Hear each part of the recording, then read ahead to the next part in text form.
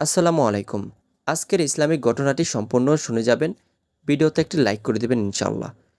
এক বুজুর্গ একটি তোতা পাখি পুষতেন। পাখিটি সবসময় জিকির করত। কেউ আসলে তাকে সালাম দিয়ে বা উত্তর দিয়েই আবার জিকির শুরু করত। এটি দেখে বুজুর্গ অনেক খুশি হলেন। তিনি ভাবলেন আমার জিকিরের প্রভাব পাখিটির উপর পড়েছে। একদিন এক বিড়াল বুজুর্গের বাড়িতে এসে দেখল পাখিটি উন্মুক্তভাবে এক জায়গায় বসে জিকির করছে।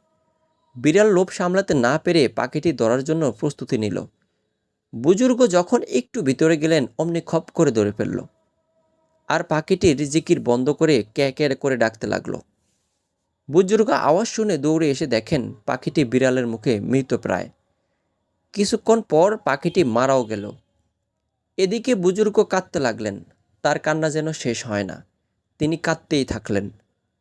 তার শাগরেদগণ পেরেশান হয়ে গেল। সামান্য একটা পাখির জন্য হজরত এভাবে কাঁদছেন। শাগরেদগণ বুজুর্গকে বললেন, একটা পাখির জন্য আপনি এভাবে কাঁদছেন? কতগুলো লাগবে বলেন, আমরা এনে দেব, তবু আপনার কান্না বন্ধ করেন। বুজুর্গ বললেন, আমি তো পাখিটার জন্য কাঁদছি না। আমি কাঁদছি এই ভেবে যে পাখিটি সারাক্ষণ জিকির করত।